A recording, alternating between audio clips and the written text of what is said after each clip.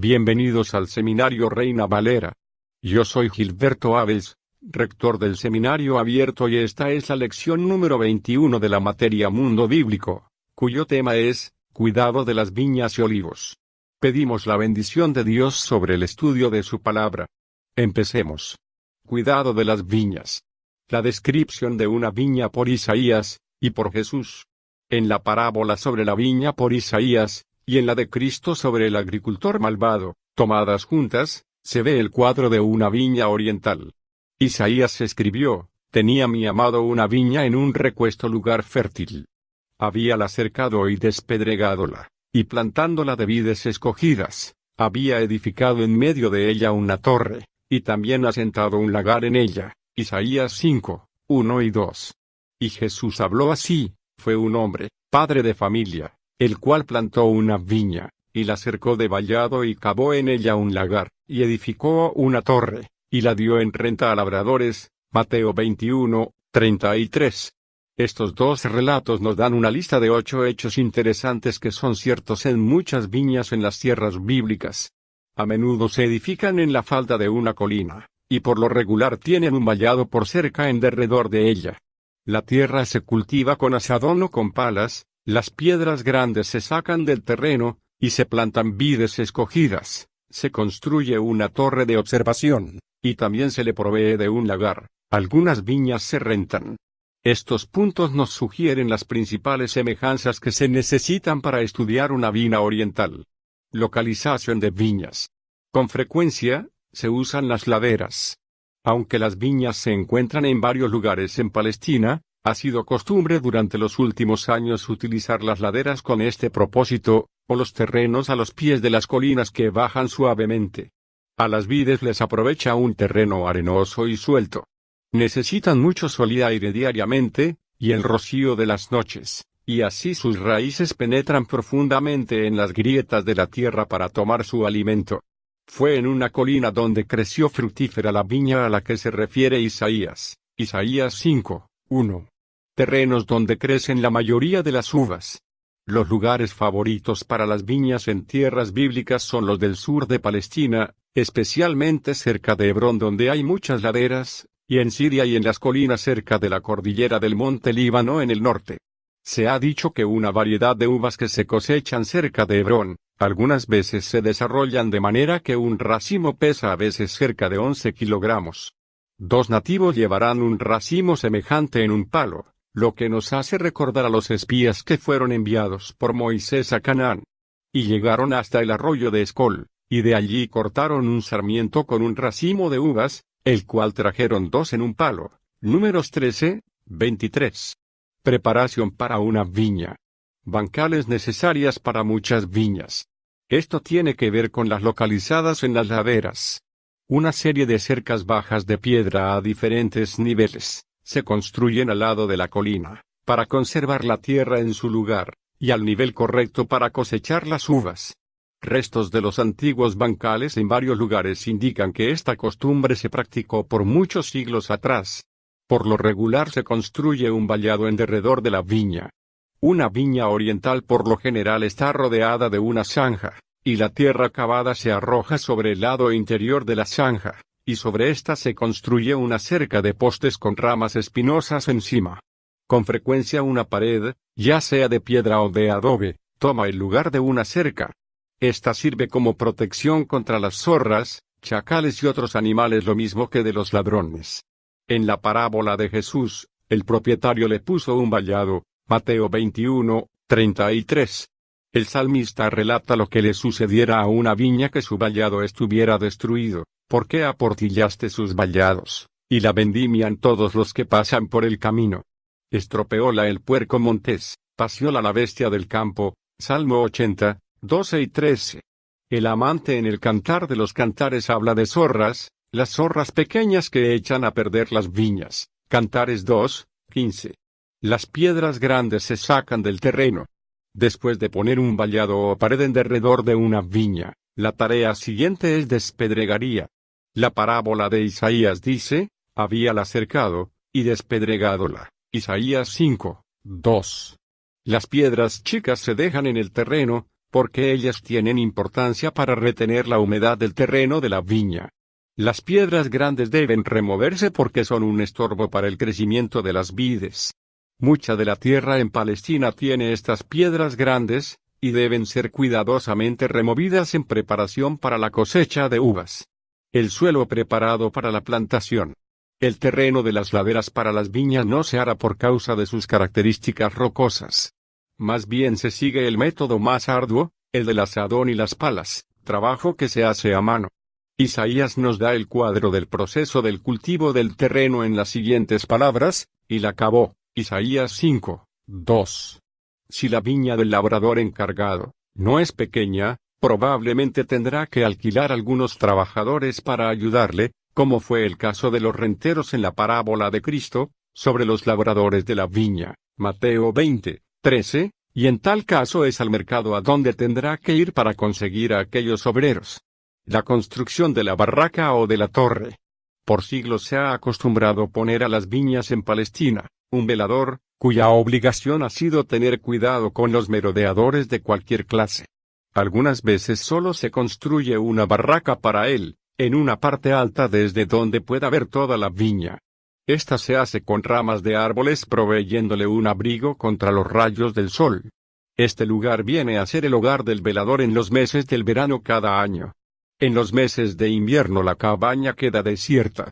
Isaías dice, y queda la hija de Sión como choza en viña, Isaías 1, 8. A menudo se construye una morada más estable para el velador, principalmente porque su familia tiene que vivir con él en verano. La canción de Isaías de la viña menciona la construcción de una torre en medio de la viña, Mateo 21, 33. También cuando Cristo dijo al hombre que no hizo el presupuesto de la construcción de una torre, fue sin duda una torre en la viña a la cual se refiere en Lucas 14, 28 a 30. Estas torres eran de varias alturas, desde los 3 metros hasta los 12. Dichas torres no eran iguales a las que había en el muro de la ciudad, ni son tampoco como las torres modernas que ahora hacen los judíos que están volviendo la tierra de sus padres, y que las usan como protección para las colonias agrícolas. Plantación de viñas. La viña de la canción de Isaías fue plantada, de vides escogidas, Isaías 5, 2, aun cuando los vástagos por lo regular se plantan muy juntos, algunas veces se plantan a 4 metros de distancia, para darle suficiente espacio para que se extiendan las ramas. Como una regla, una parra tierna se poda y no lleva frutos sino hasta los 3 años. La flor de la viña aparece en abril y mayo y expide un aroma dulce y delicada. El Cantar de Salomón dice, y las vides en cierne dieron olor, Cantares 2, 13. Cuidado de una viña. La parábola del perezoso. Una buena indicación del cuidado se requiere al cultivar una viña. Puede derivarse de la lectura de esta parábola contenida en el libro de los Proverbios, pasé junto a la heredad del hombre perezoso, y junto a la viña del hombre de entendimiento, y he aquí que por toda ella habían ya crecido espinas, ortigas habían ya cubierto su haz, y su cerca de piedras estaba ya destruida. Proverbios 24, 30 y 31. El perezoso no mantuvo parada la cerca de su viña, y tampoco guardaba libres de espinas malas hierbas a sus parras, mientras crecían. Estas dos cosas absolutamente necesarias. Así como en el caso de una cosecha maíz, el viñador nativo no estercole la tierra de su viña. La tierra recibe pequeñas cantidades de cal de las muchas pequeñas y suaves piedras calizas que se encuentran en todas partes de Palestina. Una parte de la cal se va disolviendo con las lluvias, y con la tierra, ayuda al crecimiento de las vides. Poda de las viñas. Antes que llegue el tiempo de primavera, el encargado de la viña poda cada rama superflua, así como también toda rama que está enferma o débil, de manera que la savia puede fluir por las ramas sanas que llevan fruto. La rama más cerca del tronco o la raíz generalmente produce más uvas. Jesús nos indica su familiaridad con la poda de viñas, en su famosa alegoría de la vid y de los pámpanos, yo soy la vid verdadera, y mi Padre es el labrador. Todo pámpano que en mí no lleva fruto, le quitará, para que lleve más fruto. Ya vosotros sois limpios por la palabra que os he hablado, Juan 15, 1 a 3. Cosecha de la uva. La vendimia principal comienza en el mes de septiembre en la Tierra Santa, y en este periodo, desde tiempos antiquísimos, los habitantes de muchas villas se van a vivir a sus viñas, donde viven en tiendas o en casitas. En lo concerniente a los hombres de Sichem, el libro de los Jueces nos dice, y saliendo al campo, vendimiaron sus viñas. Jueces 9, 27. Jeremías nos dice acerca del recogimiento de la uva que lo hacen en canastos. Torna tu mano como vendimiador a los cestos. Jeremías 6, 9. Isaías predice el juicio como siendo el tiempo cuando en las viñas no cantarán. Isaías 16, 10. Así el recogimiento de las uvas en los canastos se hacía con gran júbilo y mucho cantar. Familias enteras se regocijaban en el tiempo de la cosecha. Esto es el caso entre los cultivadores orientales de viñas en la actualidad. Uso de uva, y la elaboración de productos de higba. Uvas frescas y pasas. Durante los meses de septiembre y octubre, las uvas maduras y frescas se comen con pan como uno de los principales alimentos en las tierras bíblicas. Entonces las uvas se ponen a secar en un rincón nivelado de la viña. Mientras se están secando, se voltean y rocían con aceite de oliva para que la envoltura quede húmeda. Luego se almacenan para usarles en invierno.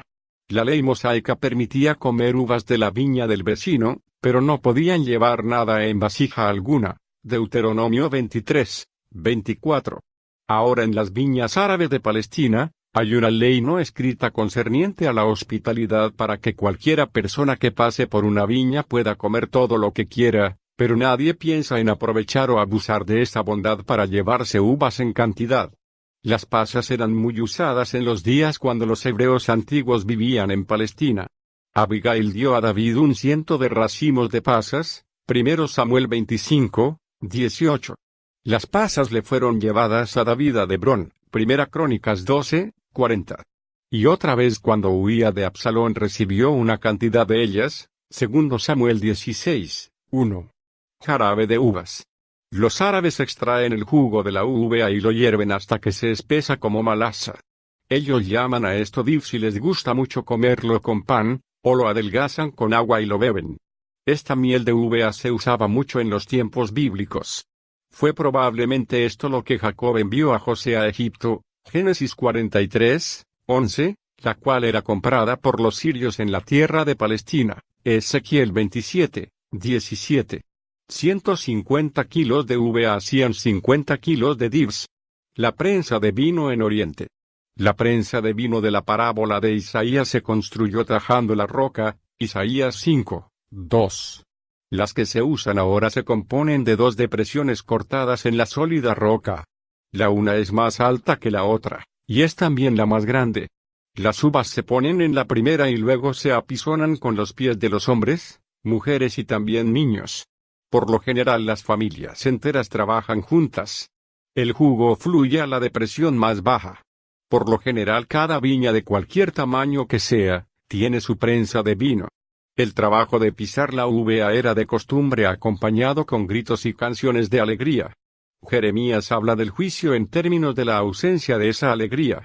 Y será cortada la alegría y el regocijo de los campos labrados y de la tierra de Moab, y haré cesar el vino de los lagares. No pisa con canción, la canción no será canción. Jeremías 48, 33. La prensa de vino como figura del juicio divino. Isaías describe a las naciones como puestas en la prensa de Dios donde él pisa sobre ellas hasta que sus ropas están tintas en la sangre de ellos. Isa 63 2.36. Hay un cuadro gráfico de la destrucción del cero ejército del anticristo en el Apocalipsis.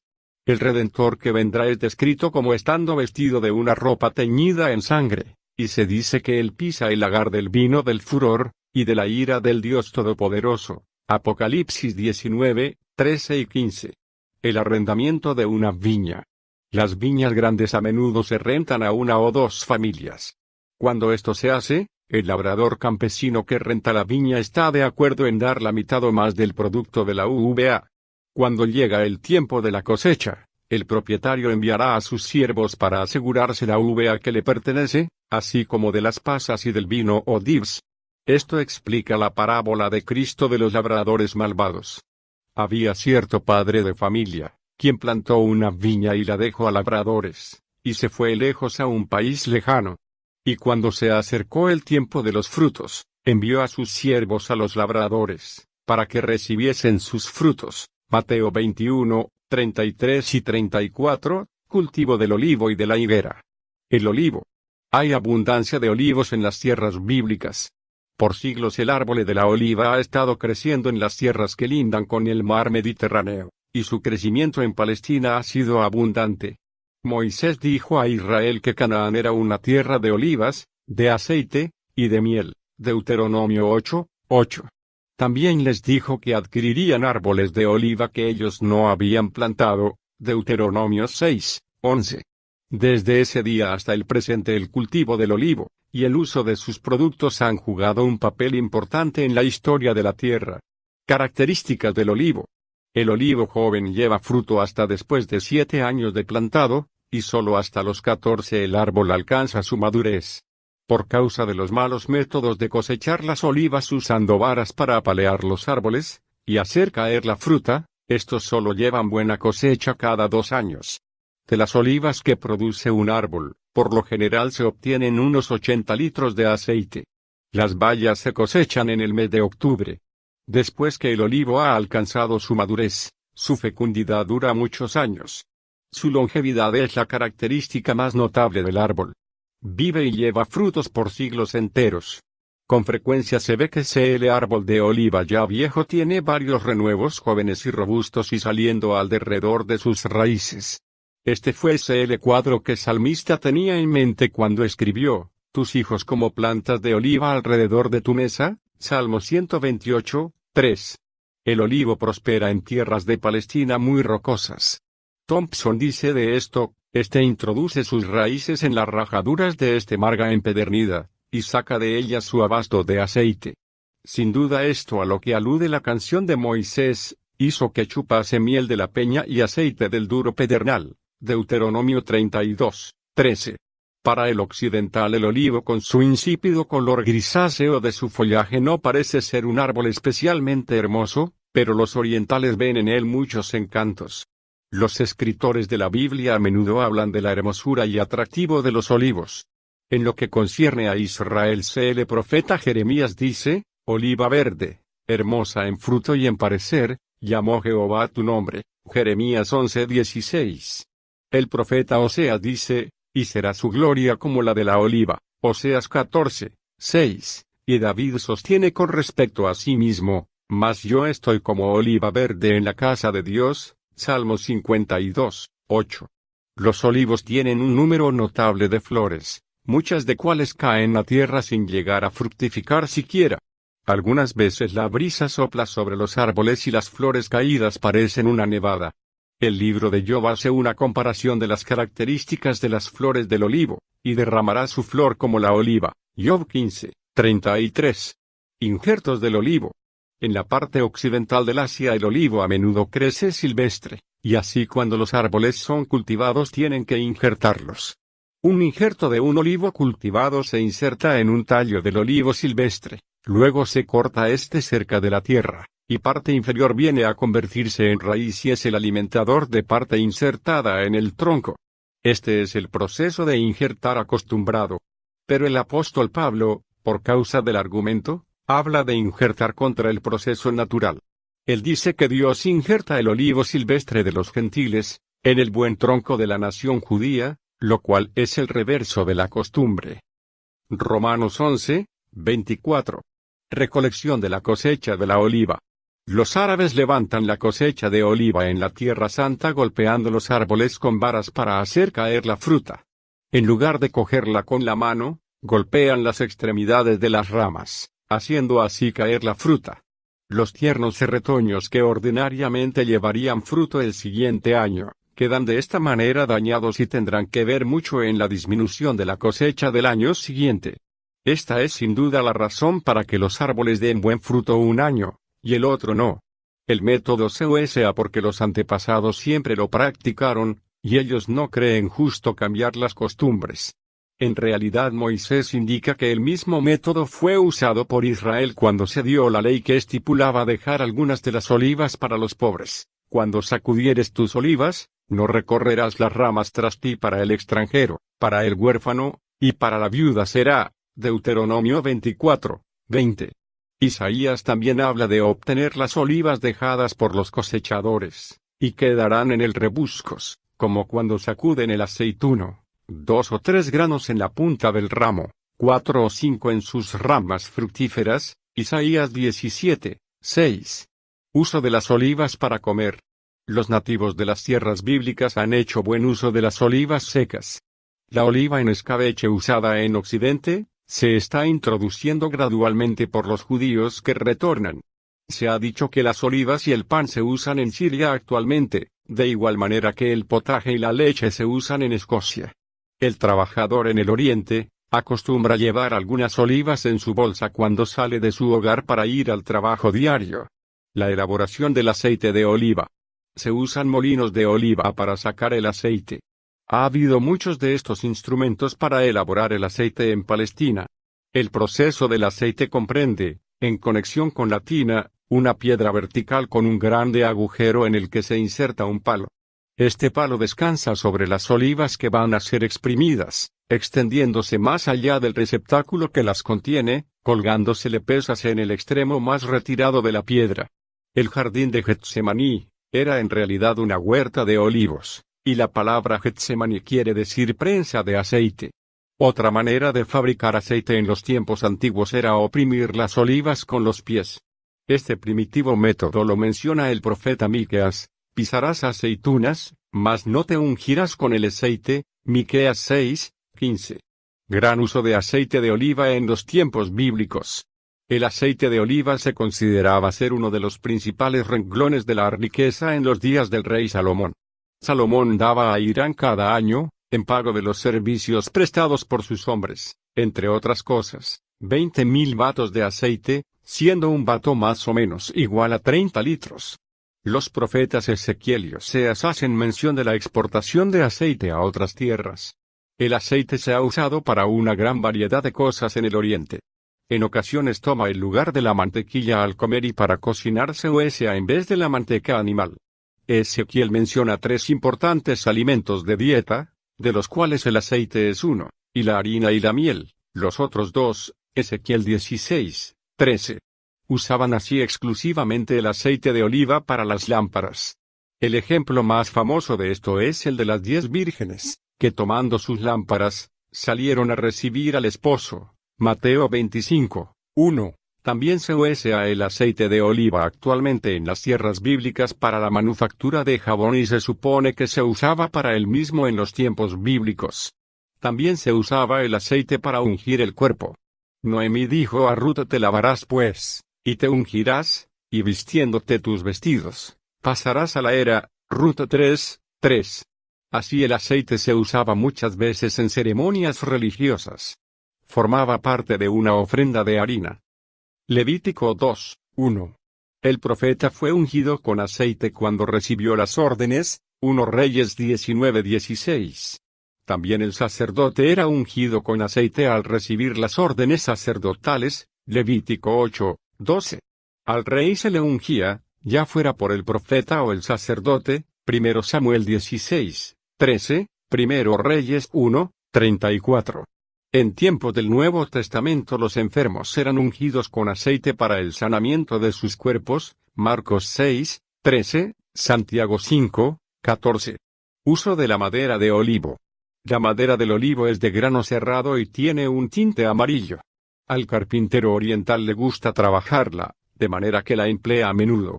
Se usa especialmente en la construcción de gabinetes. El rey Salomón mandó hacer los querubines del templo, las puertas interiores y exteriores y los postes del santuario de madera de olivo. 1 Reyes 6, 23, 31 y 33. Sentido simbólico del olivo. Se ha pensado que el olivo es como un símbolo de paz, desde que la paloma enviada del arca por Noé regresó y he aquí que traía una hoja de oliva tomada en el pico. Génesis 8, 11. Con frecuencia, a través de la Biblia, el aceite se usa como símbolo del Espíritu Santo. Y cuando el apóstol Juan hablaba de la unción que vosotros habéis recibido, 1 Juan 2, 27, quiere decir con esto, el dotamiento del poder del Espíritu Santo. También se considera el aceite como símbolo de abundancia, Deuteronomio 8:8, y la falta de él era símbolo de carestía, Joel 1:10. La higuera. 3 cosechas de higos en Palestina. Los higos tempraneros, no muchos en número, pero de tamaño grande, se maduran un mes antes que la cosecha principal. Esta se cosecha en verano y se consume en agosto y septiembre, y los higos de invierno quedan en los árboles hasta tarde en el otoño. Se mencionan en la Escritura los higos primeros como muy deseados, Oseas 9:10, y lo fácil que es conseguirlos cuando se sacude el árbol, Nahum 3:12, la cosecha de verano que no se come como fruta fresca, se pone en los techados, para usarla en los meses de invierno. La higuera, un signo de la estación. La higuera muestra señal de follaje más tarde que algunos de los otros árboles frutales de Palestina. El desarrollo de las hojas y el oscurecimiento de su color, interpreta como señal de que el verano se acerca.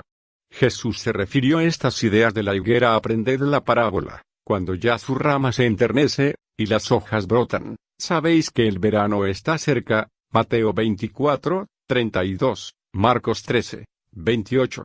El amante en el Cantar de los Cantares, indica que el invierno ha pasado y el verano está cerca porque la higuera ha echado sus higos tiernos, Cantares 2:11-13. Cristo y la higuera. Para poder entender por qué un día Cristo maldijo a la higuera, se necesita conocer la costumbre del crecimiento de las hojas y el fruto de la higuera. El hábito normal de las higueras es que la fruta principia a formarse en el árbol pronto como aparecen las hojas. También las hojas y el fruto desaparecen al mismo tiempo. Pero se dijo de esta higuera que sus discípulos vieron en el monte de los olivos, porque no era tiempo de higos, Marcos 11:13. En realidad esto no era justificación para la higuera, porque no era el tiempo para que aparecieran higos. Por la muestra de sus hojas era muy semejante a muchas gentes, que pretendían llevar fruto que en realidad no tenían, como los fariseos que profesaban ser muy religiosos, pero cuyas vidas eran infructuosas. Por eso Cristo maldijo a la higuera como una lección objetiva para todos, que no fueran hipócritas. También nos relató Jesús la parábola de la higuera. Esta tenía una higuera plantada en su viña, y vino a buscar fruto en ella, y no halló. Y dijo al viñero: He aquí 3 años ha que vengo a buscar fruto en esta higuera, y no lo hallo, córtala, porque ocupará aún la tierra. Él entonces respondiendo, le dijo: Señor, déjala aún este año, hasta que la excave y estercole, y si hiciere fruto bien, y si no, la cortarás después. Lucas 13:6-9. He aquí una higuera que por 3 años no llevó fruto, cuando su dueño esperaba encontrarlo. El viñero sugirió tener paciencia del árbol y propuso un cultivo adicional y estercolamiento para dándole otra oportunidad para dar higos. Deberá notarse que esta higuera había sido plantada en medio de la viña. Esto se hace con frecuencia en Palestina. Uso de los higos en el Antiguo Testamento. Los higos fueron muy usados durante el tiempo de la historia de Israel, especialmente los higos secos. Abigail le llevó a David 200 marquetas de higos. 1 Samuel 25:18. Una marqueta de higos se le dio al egipcio para revivirlo. 1 Samuel 30:12. Y marquetas de higos le fueron traídos a David a Hebrón en el tiempo del gran regocijo. 1 Cron 12:40. Cuando el rey Ezequías estaba enfermo, Isaías le dijo que se pusiera una cataplasma de higos en el tumor, y el Señor lo sanó. 2 Reyes 20:7. Jeremías se refiere a las características del higo, pues que algunas de ellas pueden ser muy buenas, y por otro lado pueden ser muy malas. Jeremías 24:1 y 2. Sentarse bajo su propia higuera. Varias veces en el Antiguo Testamento se hace uso de esta expresión con la adición de la parra. Se usa de varias maneras. En el próspero reino del rey Salomón se decía: y Judá e Israel vivían seguros, cada uno debajo de su parra y debajo de su higuera, desde Dan hasta Beerseba, todos los días de Salomón. 1 Reyes 4:25. Esta es una manera de decir que había prosperidad y paz en la tierra, y que cada familia disfrutaba la posesión de la heredad de su padre, que se simbolizaban por los frutos de la viña y de la higuera, que pertenecían a cada hogar. El profeta Miqueas usó la expresión para pintar la paz universal y la prosperidad que caracterizaban la venida de la Edad de Oro. No alzará espada gente contra gente, ni más se ensayarán para la guerra. Y cada uno se sentará debajo de su vid y de su higuera y no habrá quien amedrente. Miqueas 4, 3 y 4. Este es un cuadro en el que se disfrutan las bendiciones de paz. Gracias por estar con nosotros en el estudio de la historia y cultura del mundo bíblico. Estamos agradecidos por sus oraciones y necesitamos de sus ofrendas. El privilegio es nuestro contribuir a su preparación ministerial.